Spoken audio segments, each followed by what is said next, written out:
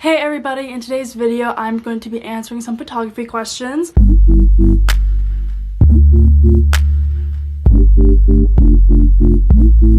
I just posted on my Instagram story and I was like, hey guys, send me some questions. So people sent me some questions. Surprisingly, I actually got a lot, which is like crazy. I filmed this video a few months ago, but I had zero energy, so I decided to film it again. And these questions are a lot better than the ones I was answering last time, so I'm very excited to answer these. Okay, so the first question is, how do you contact modeling agencies? So to contact modeling agencies is actually very easy. The very first step is have a portfolio. Having a portfolio will instantly show the agency what you are offering, like what type of photos you take, how good your work is, things like that. So make sure to have a portfolio. This can be in the form of a website. You can either just attach some of your best photos to the email. You can make just like a spreadsheet of like your photos, like a collage. It really depends. Whatever, like if you have like a physical thingy, like a physical portfolio, like scan it, send that in, or like go to the agency in person. I don't know how likely it would be to be able to go into an agency right now, but yeah. But then after you have a portfolio, what I do is I just email modeling agencies and I'm like, hey, I'm a photographer, I want to work with some of your models, here's my website, send models my way. Or if I have like specific models I want to work with, I will say, hey, I want to work with A, B, and C. Are they available to do like a free shoot, or like what are their rates, how do you like blah blah blah blah. And the agency responds and they're like, hey, either no, we don't want you working with this person because your work sucks, which I've gotten before, or you hear like, oh my god, yes. Or what I've gotten before is, hey, this model's like way too good for you, but here are some other models instead, which I've also gotten before. So really just, I've emailed literally every single agency in Seattle. I don't really do that anymore. People usually just like reach out to me, like models, and I just do like a lot of like collabs and things like that. But I definitely suggest reaching out to agencies, especially like reaching out if like you're first starting off. You can be like, hey, do you have any new models that need photos? I'm a starting photographer. Or don't even say that, just be like, hey, I want to grow my portfolio and this model matches this look that I'm going for. Another good thing is to have a concept in mind for the model that you want to work with, if you have a specific model in mind. For example, if I want to work with this one male model, a really smart thing to do is to actually create a mood board for this shoot and then email the agency and be like, hey, I want to do this shoot, this is my inspiration for it, I want to take these types of photos, I want this model wearing this outfit, here's my mood board, so that they know that you actually have like a vision for it. But then another thing is, what I've noticed is a lot of models have to go through their agencies for photo shoots, but a lot of them don't, or a lot of them just don't do it even though they're required to. So what I've learned is I usually just reach out to models on Instagram first and be like, hey, are you free? And they're like, oh my gosh, yes. So really just ask around, message agencies if you're wanting some models for a shoot, look up models in your area on Instagram, contact them. I definitely have I've worked with probably like 4 models that I've gone from an agency. All the other models who are signed that I've worked with, I've just gone on Instagram. So it's really up to you. I'm also going to link a video down below. It's by Jessica Kobasi, and she talks about how to reach out to agencies, and the video is super helpful. For me, I literally just email agencies and I'm like, hey, what's up? But Jessica, she goes into detail if you're wanting that. And the next question is, how do you edit your photos? And I use Lightroom and Photoshop, and I have a whole workflow like situation all set up. So if you guys are interested in seeing a video on how I edit my photos, like a really in-depth video, definitely let me know in the comments below, or like message me, because right now I can like definitely plan to do that if you guys want to see that. Ooh, okay, this is a good question. Biggest pet peeve as a photographer? There's a lot. I'm trying to think in specific, but I don't know. Like, I would definitely say not being credited for my work. But that's just like, that's like a general thing. That's not really like a photographer related one. Biggest pet peeve as a photographer? I'm gonna have to get back to that because I honestly don't know. The next question is, what is the best way to export images for clients' web use? Okay, so this is a really good question because it really depends. For me, the way that I export photos, it changes based on the shoot. For example, for senior shoots, I export them in the highest quality, the highest resolution, the highest whatever. And I send my clients those photos. But I also yearbook optimize the photos, and I lower the resolution and I crop all the photos and send those as well so that they're ready for the yearbook and that they're the highest quality possible in the yearbook. When you say web use, for me the highest quality always looks the best on the web, so I just do like, the resolution number doesn't matter. Wait, no, what? I forget the setting. It's like PPI, I think, is that one? Like pixels per inch, is that one? Yeah, like that number doesn't exactly matter when on the web. I would just keep it above like 240. I usually just do like 300, and then for resolution I just do 100. I know that a lot of people say that the special number for Instagram is 76 for resolution, and then just have it resized, have like, if it's a vertical image, have the short edge be 1080 pixels. This is a lot of numbers that I'm throwing out. I'll also link another video down below. But for me, recently, all I've been doing is I just export at the highest quality, and then for Instagram, what I do, here's a tip, by the way. This is such a big tip. I reached out to my friend because his photos are insane. I was like, why do they look so clear? Because if you haven't noticed, whenever you post like a carousel, like the multiple images on Instagram, the quality looks disgusting. It's so bad. So my friend taught me to go into VSCO and bump that sharpening up. He said by a little, I do it by a lot. Bump that sharpening like all the way up. I do like 10 minimum. I bump it up to 10, and then it looks like pristine on Instagram. You can also bump it up on Instagram settings, but for me it doesn't look that good, so I never really use Instagram. I only do use VSCO, and then I bring it into Instagram. But I'm talking so fast, I don't know why. But that's for Instagram. For web, I just say the highest quality, so just like 100% everything, the highest you can go. That's what I do. That's what looks best on my website. For printing, that's a different story. For printing, the numbers have to be like super high, like the pixels per inch does matter when you're printing, but for the web, it doesn't. So definitely play around what you think looks best. I definitely think the better quality, the better it looks on the web, but that's just for me. When, in your opinion, are you ready to charge for shoots?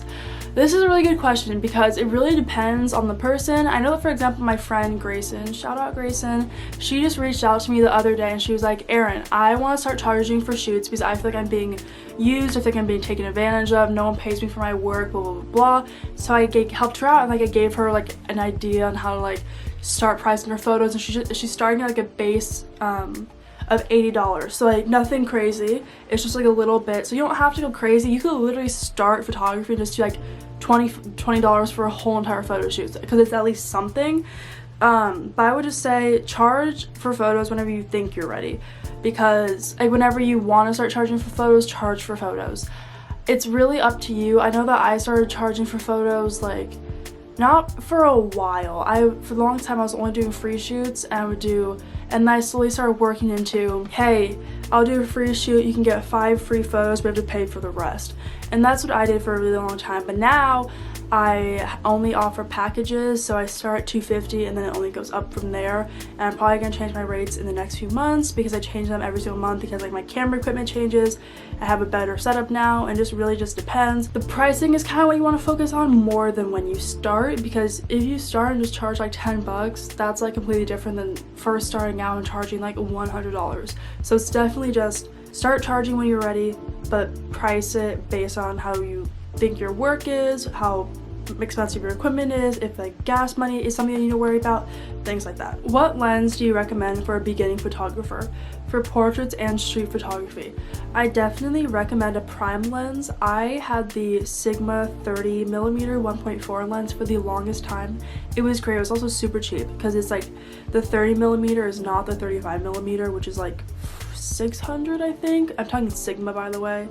The Sigma 30mm 1.4 is what I had, and it was only like $300, or I got for $300, and I just sold it today for like $200. But definitely get a prime lens.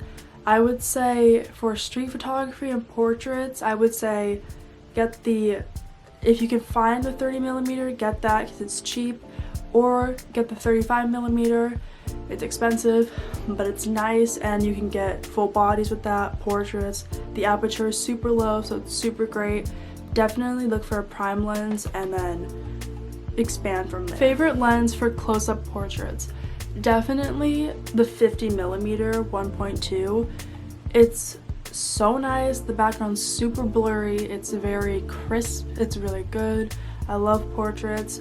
However, the lens that I use now, I use the 24-70, so I literally just zoom in to 70 and I shoot at 1.8. For example, for senior portraits, I will always like switch out to use the 50mm for portraits because like, the background's super blurry. But the lens I always have on my camera is the 24-70, 1.8 I think. It might be 2.8. Favorite lens for full body shots? For the longest time, I had the 18-35mm, but I just switched over to Sony, so I had to buy a new one. So as I was just mentioning, I now use the 24-70.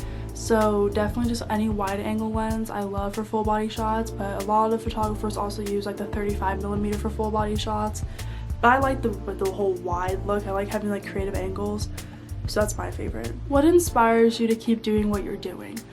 Definitely being able to see my growth and look at my photos from back in the day to now just keeps me going, because it's really cool to see myself improve, and because I have fun with it. I love editing. I love going out and meeting people and taking photos and just making connections as I go, and just meeting a model and then working with them in the future again. It's just really cool to be able to make friends while taking photos, and just it's a lot of fun. Like taking photos, listening to music, creating art, it's super cool. I love connecting with people, so it's just really fun for me, and that's what keeps that.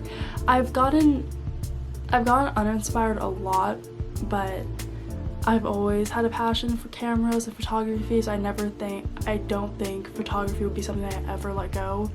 Because for example, I was filming Kids Bop videos back when I was 11 years old, so I think I'm gonna do it for a while. What camera do you use? I use the Sony a7 III. It's a very expensive camera, but I upgraded from the Canon 80D to that, and wow, literally my first 3 photo shoots that I have that camera,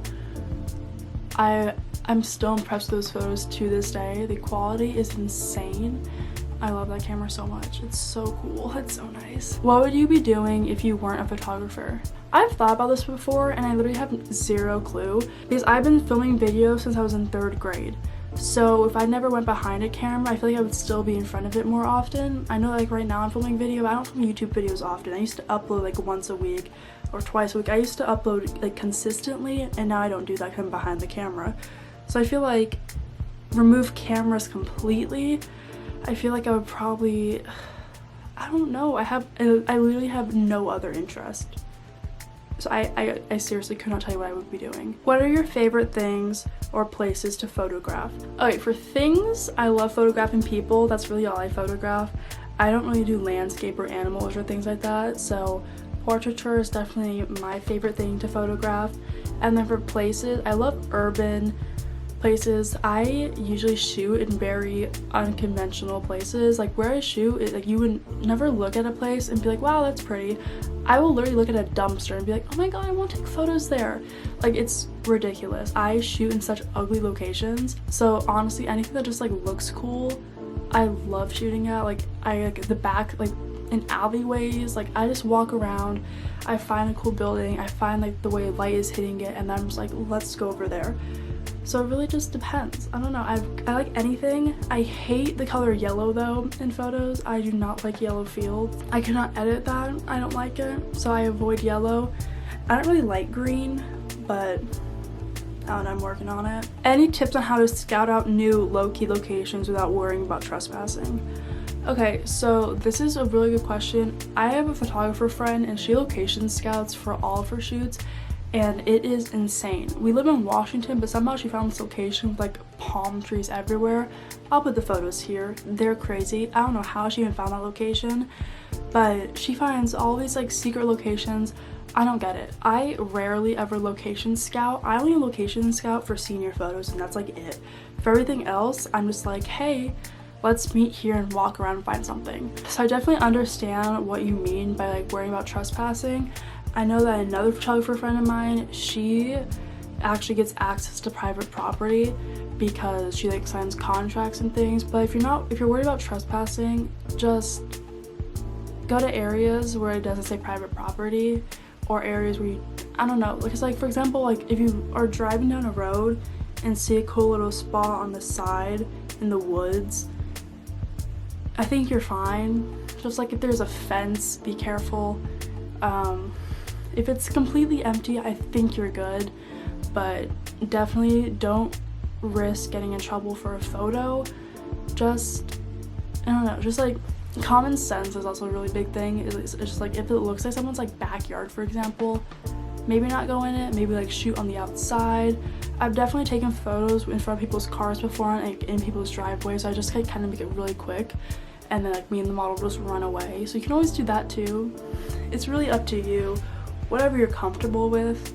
But yeah, just hop in the car, drive around like 30 minutes out, just drive on back roads, blah blah blah, and then when you find a cool location, just like mark it on your maps or like take a photo of it, and then it'll like save it to your camera roll and then have like the geotag. So that's what I do. It's fun, it's cool, it's fresh, but yeah, that's what I do. Setting up a camera / proper settings. I can barely answer this. I kind of just learned my settings by trial and error, because there's like some rules about like if your ISO is this, your shutter speed should be this. I'm just like, there's like some math that you gotta do. Not really, just like if your ISO is like 100, your shutter speed should be that times something. I don't remember, but I don't ever pay attention to that. I never put my ISO like above 100 unless I absolutely need to, and then I never put my shutter speed below 60.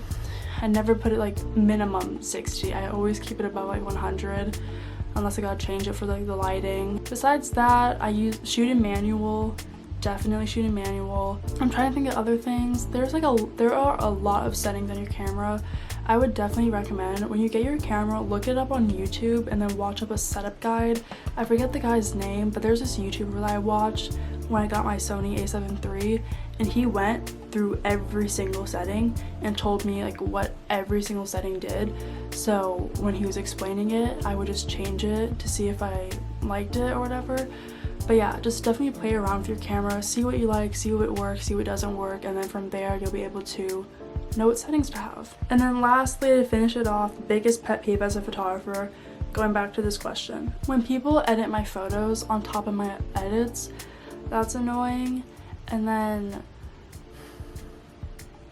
I don't know, I don't really have many as of now. There's just like the normal like pet peeve thingies, like if someone's like being like disrespectful or whatever, like I don't know.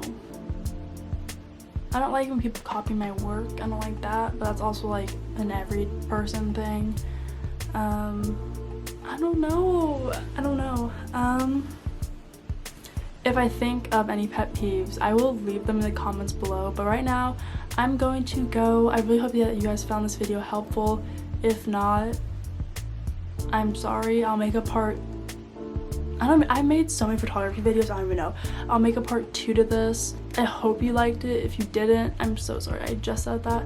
But if you did like it, give it a thumbs up. If you didn't like it, give it a thumbs up. And remember to thumbs this video up if you guys want me to film that how I edit my photos video thingy.